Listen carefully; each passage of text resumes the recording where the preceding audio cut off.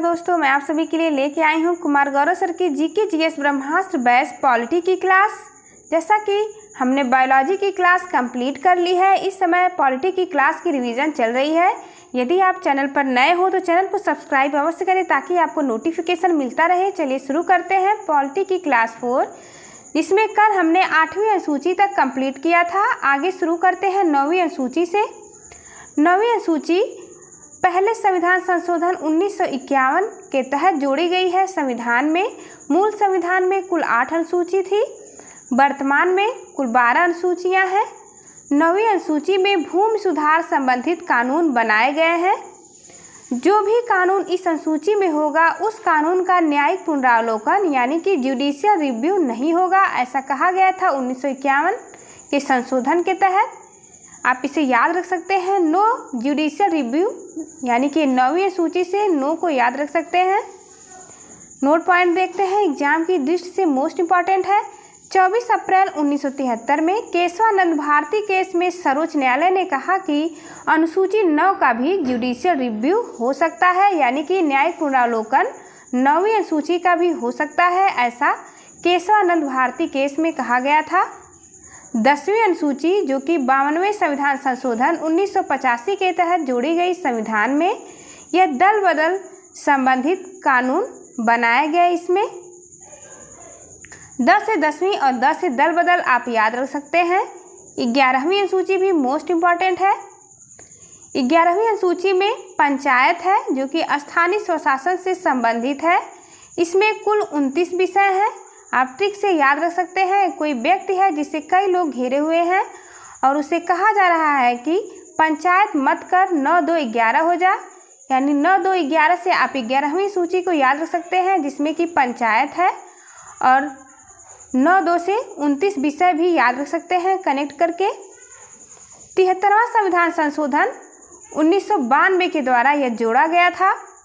लागू हुआ है 24 अप्रैल 1993 में। 24 अप्रैल को पंचायती राज दिवस मनाया जाता है, मोस्ट इम्पॉर्टेंट है एग्जाम की दृष्टि से। 12वीं अनुसूची देखते हैं, नगर निकाय यानी अर्बन लोकल बॉडीज इसमें स्थित है। 12वीं अनुसूची में यह 74वें संविधान संशोधन 1992 के तहत जोड़ा गया था। इसमें कुल 18 विषय हैं। आइए प्रस्तावना देखते हैं।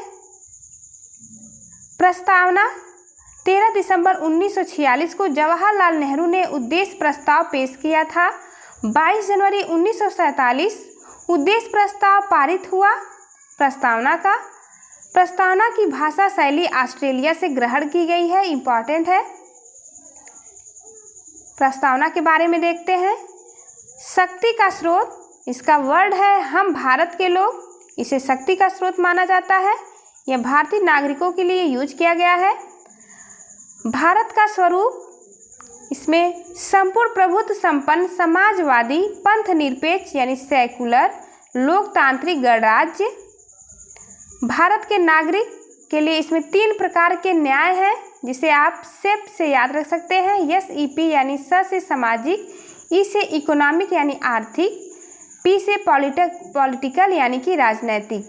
5 प्रकार की स्वतंत्रता की बात की गई है प्रस्तावना में। विचार, अभिव्यक्ति, विश्वास, धर्म और उपासना। 2 प्रकार की समता का यूज किया गया है, प्रतिष्ठा और अवसर। यह तिथि,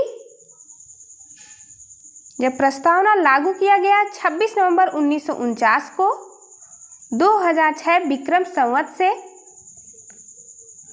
सभी वर्डों के अर्थ देखते हैं। संपूर्ण प्रभुत्व संपन्न का मतलब है भारत आंतरिक एवं बाह्य रूप से स्वतंत्र है। भारत विदेश नीति का निर्माण स्वयं करेगा। अगला है समाजवादी से अर्थ है सरकार संसाधनों का समता मूलक दृष्टि से वितरण करेगी। पंथ निरपेक्ष का अर्थ है भारत राज्य का स्वयं का कोई धर्म नहीं है। लोकतंत्र का अर्थ है जनता का जनता के द्वारा जनता के लिए चुना गया शासन लोकतंत्र कहलाता है। गणतंत्र से अर्थ है हमारे राष्ट्राध्यक्ष निर्वाचित होते हैं। जैसा कि हमें पता है रूस में राष्ट्राध्यक्ष निर्वाचित नहीं होते हैं, इसलिए वह गणतंत्र देश नहीं है। अमेरिका और इंडिया ये गणतंत्र देश हैं। जहां भी राष्ट्राध्यक्ष निर्वाचित होते हैं वह देश गणतंत्र देश कहलाएगा। प्रस्तावना में भारत शब्द का उपयोग 2 बार किया गया है। न्याय 3 प्रकार की है प्रस्तावना में, स्वतंत्रता 5 प्रकार की है, समता 2 प्रकार की है। प्रस्तावना संविधान का भाग है या नहीं, तो यह संविधान का भाग है। बेरुवाड़ी केस 1960 में प्रस्तावना संविधान का भाग नहीं माना गया था। केशवानंद भारती केस 24 अप्रैल 1973 में प्रस्तावना संविधान का भाग है ऐसा माना गया और इसमें संशोधन भी हो सकता है। नोट पॉइंट देखते हैं, प्रस्तावना में अब तक कितनी बार संशोधन हुआ है, तो प्रस्तावना में केवल 1 बार अब तक संशोधन हुआ है, जो कि 42वां संविधान संशोधन 1976 में हुआ था, जिसमें 3 शब्द जोड़े गए, समाजवाद, पंथ निरपेक्ष और अखंडता। यह पहला और आखिरी संशोधन था प्रस्तावना में। प्रस्तावना को संविधान की आत्मा किसने कहा, तो ठाकुर दास भार्गव ने। संविधान की जन्म कुंडली कहा के.एम. मुंशी ने। ये प्रारूप समिति में शामिल सदस्य थे। क्या प्रस्तावना न्यायालय में परिवर्तनीय है, तो केवल फंडामेंटल राइट्स ये परिवर्तनीय है। सुप्रीम कोर्ट रीट जारी कर सकता है आर्टिकल 32 के तहत यदि मौलिक अधिकार का हनन होता है तो, और हाई कोर्ट आर्टिकल 226 के तहत रीट जारी कर सकता है यदि मौलिक अधिकार का हनन होता है तो। अगला पॉइंट देखते हैं, डीपीएसपी और फंडामेंटल ड्यूटीज प्रस्तावना प्रवर्तनीय नहीं है। अगला देखते हैं, प्रस्तावना में निम्नलिखित शब्दों का भी उल्लेख है। अंगीकृत करना यानी संविधान को स्वीकार करना या एडॉप्ट करना। अधिनियमित करने का अर्थ है संविधान को लागू करना।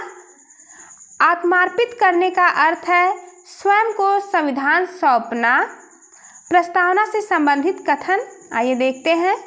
ठाकुर दास भार्गव का कथन, प्रस्तावना को संविधान की आत्मा कहा है ठाकुर दास भार्गव ने। के.एम. मुंशी ने प्रस्तावना को राजनीतिक जन्म कुंडली कहा। एग्जाम की दृष्टि से इम्पॉर्टेंट है ये टेस्ट, जो कि आप पिछली क्लास में पढ़े हैं, उसका आंसर आपको अवश्य देना है कमेंट बॉक्स में। सभी प्रश्नों के आंसर अवश्य दीजिएगा यदि आप क्लास अटेंड करते हैं तो, जिससे कि आपको पता चल सकेगा कि आपका कितना रिवीजन हो रहा है, कि कुछ कमियां रह गई हैं। यदि आप क्वेश्चन का आंसर नहीं दे पाते हैं तो फिर से रिवीजन करने की ज़रूरत है। भारत संविधान के भाग आइए देखते हैं। भारतीय संविधान के कुल वर्तमान में 22 भाग हैं। अनुच्छेद कितने हैं, तो 395 अनुच्छेद हैं और कुल 12 अनुसूचियां हैं। भारतीय संविधान के भाग 1 में राज्य प्लस यूटी और राज्य क्षेत्र है। भाग 2 में नागरिकता है। भाग 3 में मूल अधिकार है यानी फंडामेंटल राइट्स। भाग 4 में डीपीएसपी है यानी नीति निर्देशक तत्व है। भाग 4A में नागरिक कर्तव्य या वचन है यानी मौलिक कर्तव्य है भाग 4A में। भाग 5 में यूनियन यानी संघ है। भाग 6 में स्टेट यानी राज्य है। भाग 7 समाप्त हो चुका है। भाग 8 में केंद्र शासित प्रदेश है। भाग 9 में स्थानीय स्वशासन है। अगला देखते हैं, भाग 10 में SC/ST है। भाग 11 में केंद्र और राज्य का संबंध है। 1 और 11 इसे आप याद रख सकते हैं। केंद्र और राज्य का संबंध 11वें भाग में है। भाग 12 में वित्त है। भाग 13 में व्यापार है। भाग 14 में सिविल सर्विस है। भाग 14A में ट्रिब्यूनल है। भाग 15 में चुनाव है और भाग 16 में विशेष उपबंध किए गए हैं। अगला है भाग 17 में राजभाषा है। भाग 18 में आपातकाल है। मोस्ट इम्पॉर्टेंट है एग्जाम की दृष्टि से। अगला है भाग 19 में प्रकीर्ण यानी स्कैटर्ड है। भाग 20 में संविधान संशोधन है। मोस्ट इम्पॉर्टेंट है। अगला देखते हैं अस्थायी रूप से संक्रमणशील और विशेष उपबंध, यह भाग 21 में है। भाग 22 में संक्षिप्त नाम प्रारंभ हिंदी में प्राधिकृत पाठ और निरसन है। भाग 22 आइए देखते हैं भारतीय संविधान के भाग और प्रमुख अनुच्छेद। भाग 1 में संघ और उसका राज्य क्षेत्र है, यह आर्टिकल 1 से 4 में स्थित है। भाग 2 में नागरिकता है, आर्टिकल 5 से 11। भाग 3 में मौलिक अधिकार है, यह आर्टिकल 12 से 35 में स्थित है। भाग 4 में राज्य के नीति निर्देशक तत्व हैं, यह आर्टिकल 36 से 51 में स्थित है। भाग 4 क में मौलिक कर्तव्य है, यह आर्टिकल 51 क में स्थित है। भाग 5 में है संघ सरकार, जो कि सबसे बड़ा भाग है, यह आर्टिकल 52 से 151 तक स्थित है। इसमें अध्याय 1 में कार्यपालिका, अध्याय 2 में संसद, अध्याय 3 में राष्ट्रपति की विधायी शक्तियाँ, अध्याय 4 में संघ की न्यायपालिका, अध्याय 5 में भारत का नियंत्रक एवं महालेखा परीक्षक, जो कि आर्टिकल 148 से 151 में है। अगला देखते हैं भाग 6, इसमें कि राज्य सरकार है, यह आर्टिकल 152 में है। इसमें पहले अध्याय में साधारण यानी जनरल है, जो कि आर्टिकल 152 में है। अध्याय 2 में कार्यपालिका है, यह 152 से 237 तक है। अध्याय 3 में राज्य का विधानमंडल है, जो कि 168 से 212 में वर्णित है। अध्याय 4 में राज्यपाल की विधायी शक्तियाँ हैं, जो कि 13 आर्टिकल में स्थित है। अध्याय 5 राज्यों के उच्च न्यायालय, जो कि आर्टिकल 214 से 232 में स्थित है।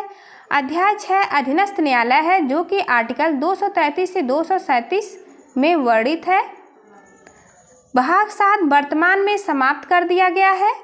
भाग 8 संघ राज्य क्षेत्र है, यानी यूनियन टेरिटरीज है, जो कि आर्टिकल 239 से 242 में वर्णित है। भाग 9 में पंचायत है, जो कि आर्टिकल 243 से 243 ओ तक वर्णित है। भाग 9 क में नगर पालिकाएँ हैं, जो कि आर्टिकल 243 पी से 243 जेड जी तक वर्णित है। भाग 9 ख में सहकारी समितियां हैं, जो कि आर्टिकल 243 जेड एच से 243 जेड टी तक वर्णित है। भाग 10 में अनुसूचित और जनजाति क्षेत्र है, जो कि आर्टिकल 244 से 244 क में वर्णित है। भाग 11 में संघ और राज्यों के बीच संबंध है, जो कि आर्टिकल 245 से 263 में वर्णित है। इसमें 2 अध्याय हैं। प्रथम अध्याय में विधायी संबंध है और दूसरे अध्याय में प्रशासनिक संबंध। प्रथम अध्याय जो कि 245 से 255 तक वर्णित है और दूसरा अध्याय 256 से 263 तक वर्णित है आर्टिकल में। भाग 12 देखते हैं। यह वित्त, संपत्ति और संविदाएं और वाद से संबंधित भाग है संविधान का, जो कि आर्टिकल 264 से 300 ए में वर्णित है। इसमें भी कई अध्याय हैं। अध्याय 1 में वित्त है, जो कि 264 से 291 तक वर्णित है। अध्याय 2 में ऋण लेना है, जो कि 252 से 293 आर्टिकल में है। अध्याय 3 में संपत्ति, संविदाएं, अधिकार, बाध्यताएं एवं वाद हैं, जो कि आर्टिकल 294 से 300 में वर्णित है। अध्याय 4 में संपत्ति का अधिकार है, जो कि आर्टिकल 300 क में वर्णित है।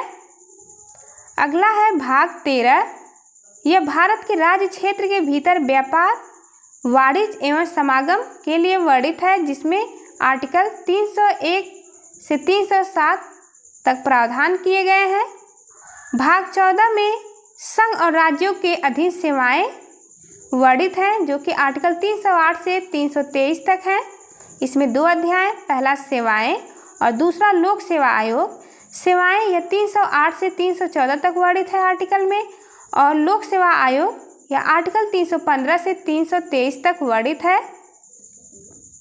अगला भाग 14 क में अधिकरण यानी ट्रिब्यूनल है, जो कि आर्टिकल 323 क से 323 ख में वर्णित है। अगला भाग 15 है, जो निर्वाचन से संबंधित है, यह आर्टिकल 324 से 329 क तक वर्णित है। भाग 16 में कुछ वर्गों से संबंधित विशेष प्रावधान किए गए हैं, जो कि आर्टिकल 330 से 342 क तक वर्णित है। भाग 17 में राजभाषा है, यानी ऑफिशियल लैंग्वेज है। यह 343 से 351 तक वर्णित है। इसमें कई अध्याय हैं। अध्याय 1 में संघ की भाषा है जो कि 343 से 344 में वर्णित है। अध्याय 2 में प्रादेशिक भाषाएं हैं जो 345 से 347 तक वर्णित है। अध्याय 3 में सर्वोच्च न्यायालय, उच्च न्यायालय आदि की भाषा है जो कि आर्टिकल 348 से 349 में वर्णित है। भाग 5 में विशेष निर्देश है जो कि 350 से 351 में वर्णित है। अगला भाग देखते हैं। भाग 18 में आपात उपबंध है जो आर्टिकल 352 से 360 तक वर्णित है। आर्टिकल 19 है प्रकीर्ण यानी स्कैटर जो कि आर्टिकल 361 से 367 तक वर्णित है। भाग 20 में संविधान संशोधन है, मोस्ट इम्पॉर्टेंट है, मोस्ट इम्पॉर्टेंट है यह आर्टिकल 368 में वर्णित है। भाग 21 में अस्थायी संक्रमणशील और विशेष उपबंध है जो कि आर्टिकल 369 से 393 में वर्णित है। भाग 22 में संक्षिप्त नाम प्रारंभ हिंदी में प्राधिकृत पाठ और निष्कर्षण है जो कि अनुच्छेद 393 से 395 में वर्णित है। Thank you for watching. चलिए मिलते हैं आपसे अगली वीडियो में, तब तक के लिए नमस्कार। यदि आप कुमार गौरव सर के फूल पत्ती वाली क्लास का फटाफट रिवीजन 10 मिनट में करना चाहते हैं, 1.5 घंटे की क्लास का, तो आप इस चैनल पर देख सकते हैं।